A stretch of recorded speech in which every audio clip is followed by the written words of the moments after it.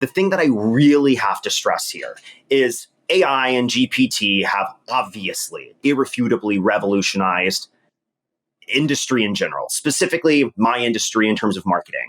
I'm far more productive, but at the same time, this idea that GPT is coming for your job, in my opinion, is a misnomer right now. Do I see this potentially changing in 3 years, 5 years as we train and learn more? Absolutely. But right now, I have yet to find a prompt that nails my voice perfectly. It gets really, really close. And what I want to stress is that that's all I need. I need it to save me that 90% of the time, give me an output, and let me finesse it in 2 minutes versus 20 minutes to get it to the place that I feel really, really confident on. Better Than Rich Show listener, another great episode. You are in for a treat with Tyler Mount. And if you do not know Tyler, he is an industry-leading branding and digital strategy expert. He's done branding and business consulting work for nearly 1,000 people, expanding over 14 different countries worldwide. He has done work with the founder of Zillow, with the CEO of T-Mobile, NBC. He's done lots of different clients, lots of reputable companies, and he's also been in publications including New York Times, Forbes magazine, Medium, Out magazine.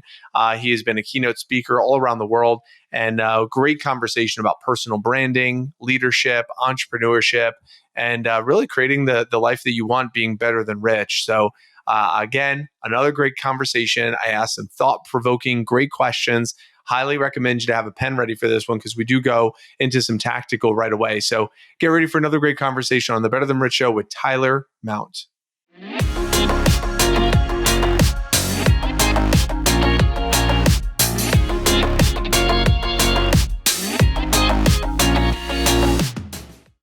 And welcome back to the Better Than Rich Show. I'm your host today, Mike Abramowitz, and I'm here with Tyler Mount. Tyler, welcome to the show, brother. Thanks for having me, Mike. I appreciate it. Yeah, well, I know our listeners are going to get a ton of value from you. They already heard your resume. You got a lot of great accolades, a lot of notable companies you've served and executives you've helped. And I'm excited to just dig in. We always like to start an episode with some practical tools and counsel that the listener can say, holy crap, okay, I want to listen to the rest of this. So one of the things I know you're an expert at is with personal brand identity, marketing strategies. A lot of the individuals listening to the show might have a little bit of confusion about what is the difference between my marketing strategy and my brand strategy. Aren't those the exact same thing? Can you give a little bit of context with what is the difference? This is my brand. This is the marketing strategy of my brand. What can you kind of like riff on that for just a moment to kind of lay some context here? Yeah, absolutely. So two very, very different things. Brand is my personal identity oftentimes, right? Marketing is the intermediary or the conduit that is the secondary or the natural byproduct of that brand, right? Marketing is how we execute our brand, and marketing is how we tell people about our brand. You know, I focus almost exclusively with my CEOs and thought leaders and company owners about the concept of personal brand. We are now at an inflection point in, I'll say, the social zeitgeist of marketing, where people are far more concerned about the individuals running the company than they are about the company, right?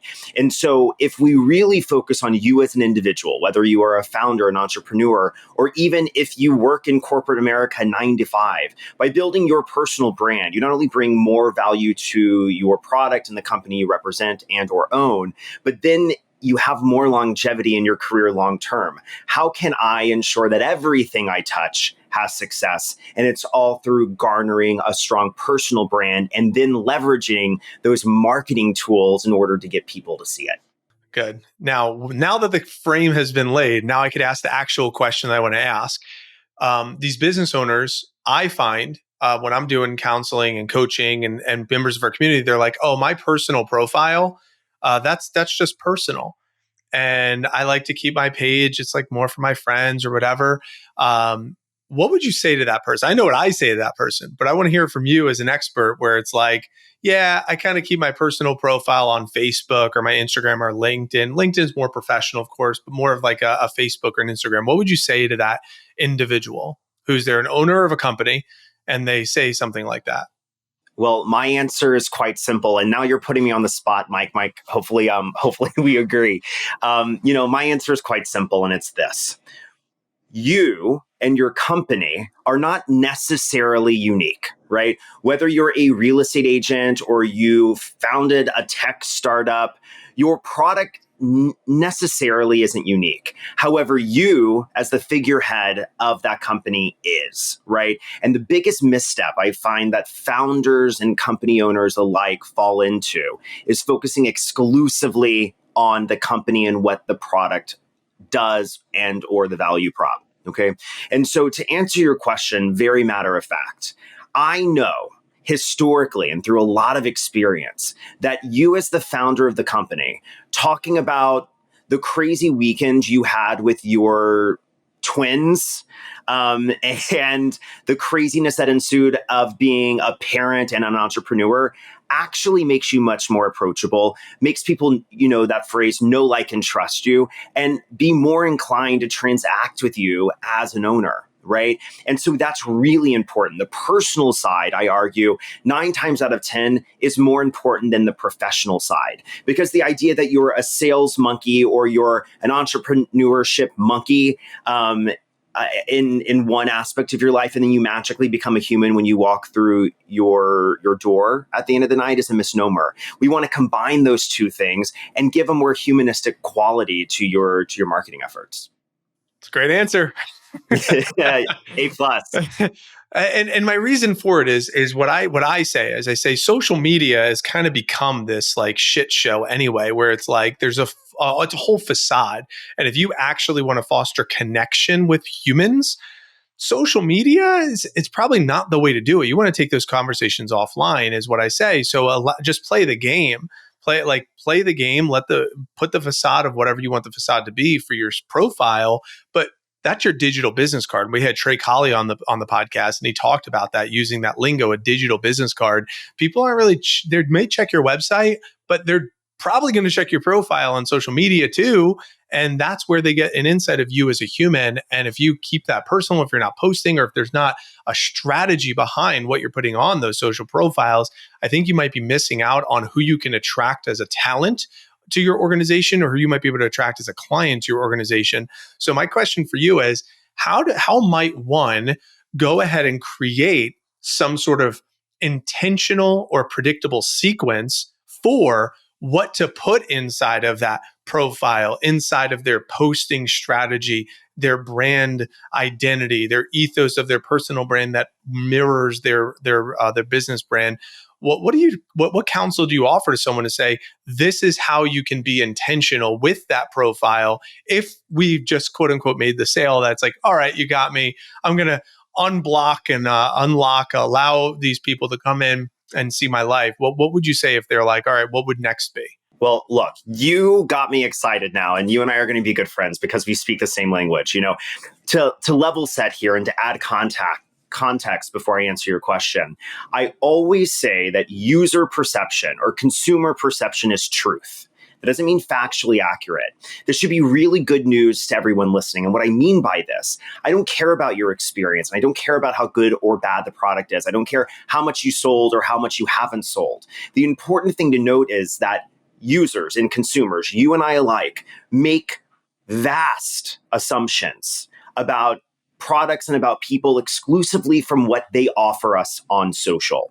So to your point, the first thing that people have to do, whether they like it or not, is open an incognito browser on Chrome, type in their first and last name. If they have a really common first and last name, John Smith, Realtor, Georgia, okay, give a little bit of, delineation there so we pull up the right John Smith.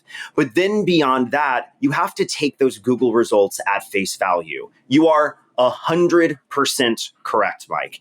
Yes, we can have a killer digital ecosystem on, tylermount.com, right? But let's call a spade a spade. Instagram and LinkedIn are highly indexable. They are highly searchable, and consumers are going to click on the first 3 links most likely. So even with the best personal website, if your LinkedIn has 20 connections and says you're a grocery store manager and you haven't updated it or posted content in 15 years, you know what that says about you? You're not real. You're not accredited. You're not worth your salt, regardless of what you feel about yourself. Secondly, it's typically going to be Instagram or Facebook. Similar conversation. That's really important to note as well. So how do we actually affect change? Well, the first thing we have to do is level set and understand that this is what consumers are seeing, whether we like it or not. So whether we love or hate Instagram, that's not up for debate. If it's the first thing that shows up, we have to give care and attention to it. We have to post regularly. That content has to be authentic and personally focused. I really look at your Instagram profile, your TikTok, Facebook, LinkedIn as your professional and personal portfolio. That is your resume in today's world, whether we like it or not, because Google says it is, right? And so focusing on all of those different aspects and remembering that we can't control how people enter our ecosystems most of the times. We can only control the narrative once they're there. That's the key. It's a great response. And the piggyback off of it is because the people that are coming to our profile oftentimes, and I told this to my wife kind of picks on me sometimes because I deleted the apps from my phone. Like I am completely, my team really runs the channels for me and I'm open about that. Like if people follow me, they know it's me, but it's like a lot of my AI and a lot of my virtual assistants, because that's what I teach. I'm like, I am a family man with a business, and a lot of the social media stuff is a distraction from my priorities. However, I play the game in order to add value to the marketplace, but helping busy business owners see you don't have to be in reaction and distraction mode with social media, but still leverage it and use it in an authentic way in my tone, in my writing style, but it doesn't have to be done necessarily by me all the time, commenting and all this stuff. So she kind of picks on me a little bit because sometimes it's like, I know you didn't write this shit, and I'm like, oh, well, it was close, what and if a stranger doesn't know. So what I think about is, how do we make sure that the profile tells the correct story? How do we make sure that if somebody wanted to model what I'm doing or a version of what I'm doing, where it can still tell the appropriate story of client wins or the talent journey or my personal life wins or testimonials or what it's like to work with us or what it's like to do business with us, right?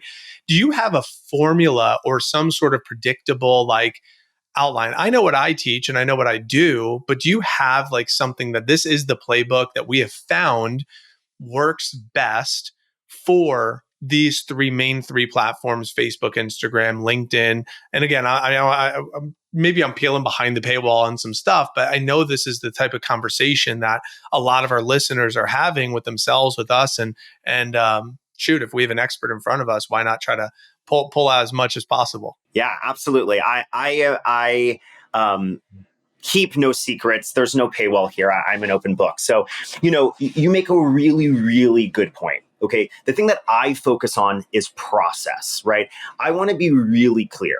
We can emulate and copy your process, Mike, right? And I bet that would be really successful. What we can't do is duplicate your authentic strategy. And let me explain the delineation here, right? For example, in my practice, a lot of clients are either coming to me as beginning entrepreneurs or all the way to, the CEO of Twitter, right? There's a wide prism of people and skill sets, and most importantly, team sizes, right? You have a different size team than a beginning entrepreneur, right? So I really have to appease and meet my client where they are in terms of their ability to invest in a team or a process, right? So I focus on process first and foremost, and I have no set idea in terms of what is the best process. My answer is, the best process is the one that you'll actually implement and is effective, right? The place I typically start is saying, okay, we need to divide all of our platforms, let's take Instagram, for example, into two major categories. The first category is professional. That is you as a coach, as a mentor, as a podcast host, right? And then the second portion, which is equally as important, and you'll note there is no majority here, okay, is personal. I want to see you as a family man. I want to see what you like to do in your free time. Where do you travel? Where do you work out? What sports teams do you Do you enjoy those type of things, right? Because if I understand you at a human level, that's most important. From there, we actually talk about, okay, how do we translate this into a strategy, into a process? I often tell my clients, and the majority of them who, let's say, don't work at a Fortune 100 or 500 company with a long list of team members who can help support them, I say on Sundays, before you start the traditional work week, take a look at your calendar. This idea that we have to be going to the Grammys or the Oscars this week to have some type of social worthy content is a misnomer. You dropping off your kids with COVID, looking like a pile of trash in the car rider line is actually more approachable because there are so many parents who go, I've been there, right? Versus look at me getting on my private jet when the majority of Americans have never experienced that. So what I want to stress is at the beginning of the week, we can already find content worthy events that are happening. For example, Mike, you're recording a podcast today with me. Thursday, you're doing dinner with the family for your child's birthday. Saturday, you're going to a concert with your wife. Okay. Those are three things we already know that we can gather because they fall in the professional and personal category. I have my clients put that event in their calendar if it's not already there. If it is there, put an asterisk in front. So when you're running late to that dinner or you're really caught up in conversation on your podcast, you remember, oh, I have to get a piece of content here. From there, we then talk about, okay, scheduling it and or posting it in real time with copy that is authentic. My litmus test here is quite simple. If you feel like your post is cringeworthy, and I'm not talking about you're uncomfortable posting or you don't love social, I'm talking about your copy or your post feels inauthentic and not real and makes you cringe inside, it's probably not appropriate because it's most likely not authentic. And that's what we want to avoid. So that's how I typically start with process. And you'll note there isn't like an incredibly formalized, highly elevated process because I find 9 times out of 10 that creates more overwhelm. So I've tried to strip it back and make it as rudimentary and elementary as possible for my clients. Yeah, I really like that idea. You look at the schedule and say, all right, from these activities, I'm going to be intentional going into my week where I capture something specific. So there's a little bit of intentionality, like we're actually going to Disney on Ice on Saturday. So it'd be like, all right, when I show, I got to make sure we capture that selfie photo or that video or something, right? So I really like that intention. What I will share with the listener is my strategy that I do is like what I mentioned is a text box. So that way it creates engagement. So something that's relevant, something they could get a bunch of comments. And then it would be like a personal life update. Here's an update about my family, a personal life win. Here's a win, something I've been working towards, and this is how I'm making progress on it. So those are like personal life. And then it's a client win, a business win of some sorts. And then there's reels that just pop up and kind of support each of those. Now we're reevaluating the strategy, but that's what I've been doing essentially for the last, I don't know, 8 to 12 months maybe. And then in between, if there's a promo cycle for like we're putting on an event or a webinar or something, then we just do like a 21-day intentional promo cycle that's leading or seeding that event. So then it kind of tells a different type of narrative. That's what I meant by like intentionality as far as a posting strategy. But I really liked your answer because it's more of a global than too narrow, too specific.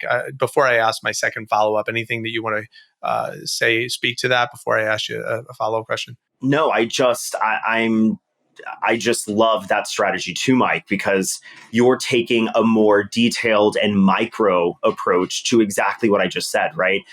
You are 100% showcasing both the personal and the professional side, which you understand and even historically you've proven, right, is really, really important. And, what I typically find is exactly like you said, level setting at the beginning of the week. We're going to Disney on Ice on Saturday. And what does that mean? On Tuesday, I don't need to sit here as a business owner, panic because I'm not posting on Tuesday, because I know I'm posting on Wednesday, Friday, and Saturday. Right. And so my goal as a strategist and as a consultant is to reduce that overwhelm, because I have yet to meet, or I should say, the majority of people I work with do not come to me jazzed about social. I'm the strategist that hates social, that's sitting in the house that social built, right? But ultimately, really level setting and reducing overwhelm is my number one goal. And you're doing just that. It's great. So here's one of the things I've been working on that's relevant to me right now. So I've been playing with a lot of AI, ChatGPT specifically, and the three parts of ChatGPT that I'd like for you to riff on, if this is a part of, I got to assume that it's a part of what you're doing. So the prompts that I'm crafting right now is a prompt on A, my writing style, a prompt B on my brand, my company's voice and tone, and then C, the avatar on who exactly we're writing this for. So very clearly defined and outlined prompts. So that way I can train the GPT to be able to create predictable, consistent type of content that is in my tone, that identifies with my brand as a company, that also speaks to the audience and writes for the audience I wanted to write for. So what's the question in there is that a strategy that you're bringing to your clients as well? Or are you trying to have them just do it on their own and not leverage AI? Like, I'm playing with AI. Like, if the tool is there, of course I'm using it. I don't know. Unpack that maybe a little bit, or if there's something there that maybe there's a question underneath what I'm bringing up there. I mean, truthfully, Mike, I'm smiling. I know if you're listening, you can't see, but I literally could just have you ghostwrite and show up to my strategy meetings. Because if you would just ask me the question without telling me what you did, I would have told you the same exact answer with a slight caveat, right?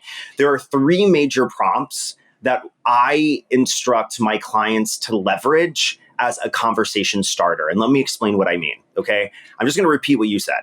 The first thing has to be in your authentic voice. Forget the brand of the company. What does Tyler, what does Mike sound like, regardless of whatever brand they're speaking to?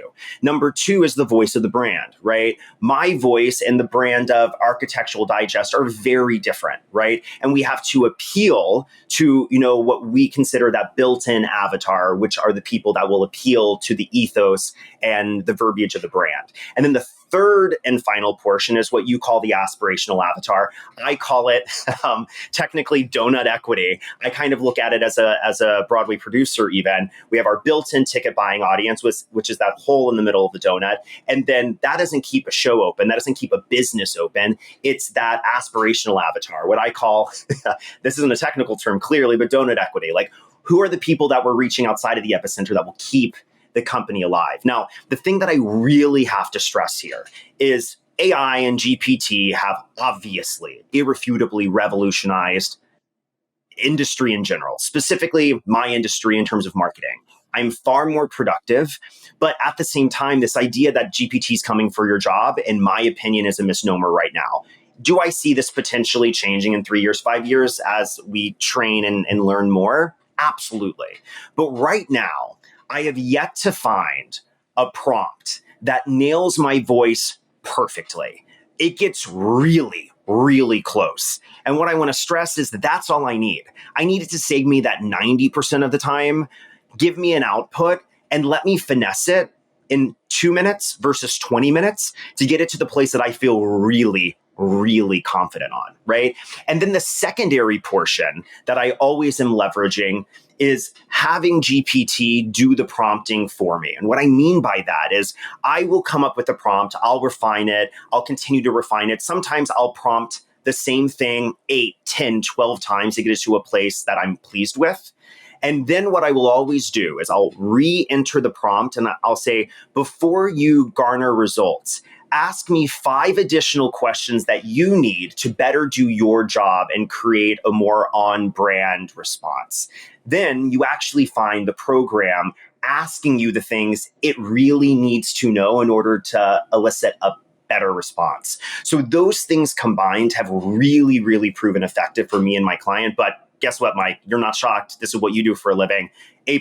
We have to start with our personal narrative, the brand's narrative, and then that inspirational or aspirational avatar, or what I call donut equity. It's great. It's great. It's a great value add that you're doing, Tyler, because frankly, there's business owners that are listening right now. They're like, sounds awesome. I don't know if I can do all this. Like, I don't have the time to go train my GPT and go back and forth and figure out 12 prompts and find the right one and ask the right questions. Like, I'd rather just spend my time on something else. The reason why I'm spending my time and choosing to spend my time on this is because I have a team of 35 to 40 virtual assistants that I want to create predictable output for me for podcast guesting, managing my inbox, managing my calendar, my LinkedIn, my Instagram, my Facebook, creating reels, all of the things that they're managing for me.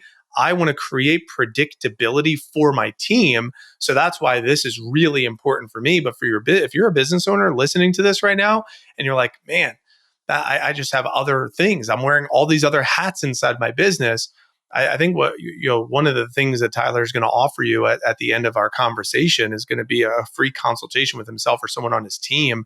I would take him up on that because, frankly, everything that he's saying is what I'm doing, and I'm pounding my head against the freaking wall sometimes, going back and forth with GPT. I'm like, man, if I had all these other responsibilities, if I was also in charge of operations, and I was also in charge of marketing, and I was all in sales and leadership and and I was also handling all my admin, I'd be driving myself nuts. So I think this is really relevant. Anything else you want to speak to before I take a pivot into a different direction? Anything else under this umbrella at all that you want to capture? Not really. Just doubling down on what you're doing being the right thing. Not that you need my permission, right? But you are doing an additional level of due diligence today for freedom tomorrow and next year. Will it theoretically take you, Mike, longer today to prompt GPT to get the output that you need instead of just writing the LinkedIn post today? Most likely. But guess what? That time is going to be so incredibly important long term. It's going to be one of the most profitable 30 minutes, hour, week, month that you've ever spent, because you're effectively teaching not only the program, but your team how to fish versus fishing for them. So investing your time right now in doing the harder thing, right? The more complicated thing for freedom long term is how we should be treating our business every single day. Yeah. And frankly, full transparency, the reason why I'm also doing this is because once I crack the code for myself, I'm taking my predictable playbook for me and training GPT to create an outline that any of our clients and any of our students can then just take the outline to plug that into GPT to create their versions for themselves.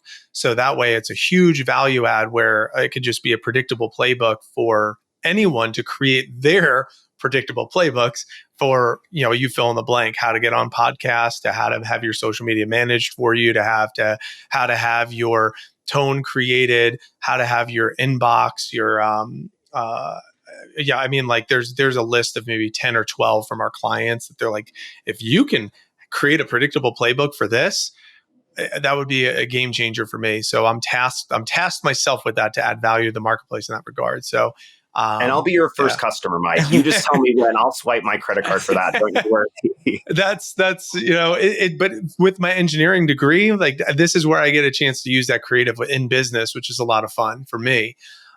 So a couple of things that I want to make sure that we capture here, Tyler, is, you have, again, a really impressive resume. We talked about brand. We talked about marketing. I just want to hear from you before we kind of pivot to the final three questions we like to ask every guest. And then I'm sure some people want to stay in touch with you. If I'm a business owner listening to this right now and I want to level up, okay, I got my level up, my brand, I got my marketing and whatnot. How might I help with my conversion on the back end and bringing that to the front end? So instead of just trying to all right, I built this brand, I built this marketing, but I actually want to make sure that my brand and my marketing creates an opportunity for increased conversion on the back end, whether that be an effective lead magnet or telling a story or being directional, calls to action. What would be your counsel? I know this is a loaded question. I mean, we could riff on this for probably hours, but what would be your short version to help someone to also understand the seeding of sales or seeding of conversion, if they're talent conversion, like hiring the right people, or if it's client conversion of, having people say yes on an easily on the back end? I don't know, just riff on that for just a moment. I'd love to hear what your thoughts are. Yeah, absolutely. So what I will first start by stating is that having a strong personal brand and a strong brand identity will almost always positively increase your conversion rate. We know this to be true, okay? That is a natural byproduct of a strong personal brand. However, we would be remiss to not optimize that already increased conversion rate. Okay. And so the number one thing that I always remind my clients is, what value are we providing the end user? So a large portion of my methodology is centered around the concept of refining your systems. You, whether you know it or not, are the king of refining your systems, right? You cannot have a strong business with tons of leads coming in, no matter what your business is, if you don't have the systems and the support in the back end to actually catalog and serve those leads that are coming in, right? They're hitting the floor and you're losing hundreds of thousands, if not millions of dollars a year by dead leads. Okay.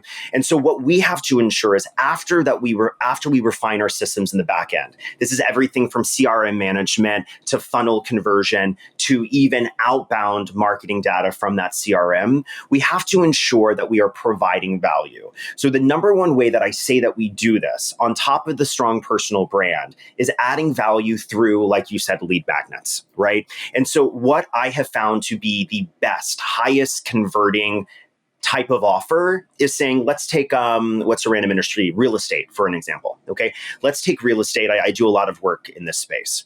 Not only do we first have to build a strong ecosystem in the epicenter of that digital ecosystem, which is your brand, but then from there, when you hit my website, I need to provide that value. In this fake example, let's say a seller's guide or a buyer's guide, right? And what is within that content? Well, ironically, it's going to be a little professional, but it's going to be a lot of personal, because I'm not trying to teach someone how to buy or sell a home, right? That's my job as a real estate agent.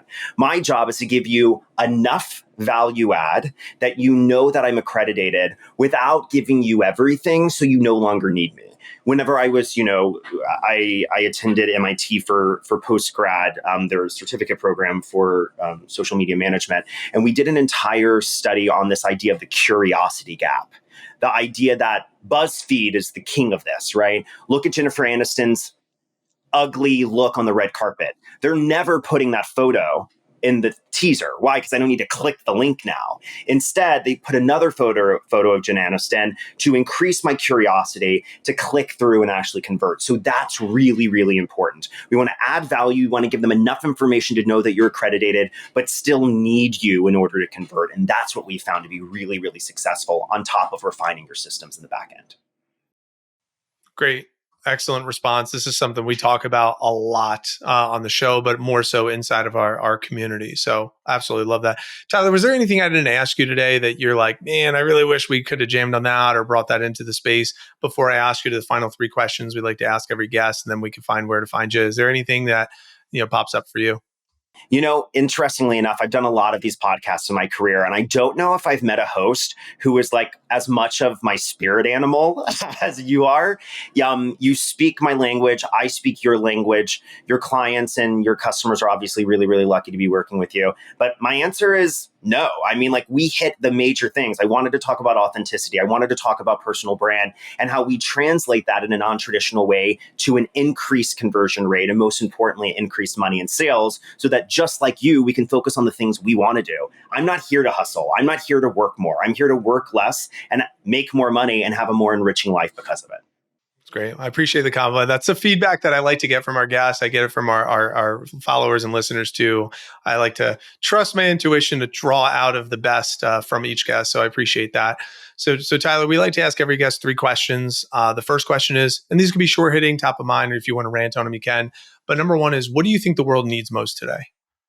I think the world needs kindness and understanding and grace more than anything. I truly live my life and I run my business, for better or worse, with the philosophy that lighting someone else's candle does not extinguish my own. Me sitting with you today, Mike, isn't for me. It's not for you. Are there tangential positive effects from us having this relationship? Certainly. Okay. I'm not naive to that. But at the same time, I do it because if me spending 45 minutes with you helps one other person, 2 other people, that's my mission, right? Yes, I get paid to do this for a living, but my ultimate answer is I also do it to help others. And I wouldn't be here if other people hadn't helped me and done something for free for me. And so that's why I run my business the way I do. It's great. Number two, what are 1 to 3 books that you think people should read? So I will tell you the book that changed my life that I joke and say is my Bible is a book by Jen Sincero called You Are a Badass, right? It had a huge insurgence 5, 6 years ago in the self-help zeitgeist. And for whatever reason, whether you love self-help, whether you think it's all hokey and crazy, I will tell you, it really reframed my mind and allowed me to see my career and my personal life in a new lens. And whether or not, she talks about like energy and frequency and, alludes to the law of attraction, regardless of your belief on that, if it makes you feel better, if it increases your happiness, I say go for it. You can, a funny joke about me is the fact that, some people, when they do a shot of tequila, they get mad or cry or angry. I buy anyone I see, You Are a Badass. Like at a concert at MSG, I'm buying all the concession workers, You Are a Badass, and being like, you are empowered. So if you haven't read it, read it. If you, for whatever reason, can't buy it, email me, I'll buy it for you. It was certainly game changing. It's great. I've heard the book. I've seen the book. I've picked it up. I flipped through it at the airport. But now you have me even that much more interested. So I appreciate that. The third question is, what does it mean to you to be better than rich? I think that the majority of people, myself included, I'm so guilty of doing this, equate happiness with wealth. And when I say wealth, I mean financial wealth. And I have learned in my career, and I will continue to learn this in my career, and I feel like this is something that we all eventually learn, that richness, and I'm talking about in the traditional denotation of financial wealth, is a byproduct of being better each day. And instead of focusing on the end product, focus on the journey and focus on how we get there versus where we're going. That is exactly what that means to me. And I'll be the first to tell you, I struggle with this immensely. If I have a slower month financially, that means I'm worse, right? When in reality, that isn't necessarily true. The same way if I have a great month, that doesn't mean it's because I'm better necessarily. So really focusing on, you hear that 1% rule, 1% better each day, right? Focusing on that, whether it's professionally, with your family, personally, in the gym, or anything in between. That's really, really, really important. And I love that sentiment. It's great. Well, Tyler, I'm sure people are going to want to stay in touch with you. So what would be the best way for them to hang out with you? Or I know you had a free offer for them as well, but where could they stay in touch? Yeah, absolutely. You can obviously follow me on social at Tyler G. Mount. I still have a small enough following that I respond to all of my DMs. I respond to all of my comments. I love meeting new people and building relationships with no expectations. And then, laddering up to what you just said, Mike, and, what I talked about 3 questions ago, I've built my career growing my business by lighting other people's candles with no ulterior motive.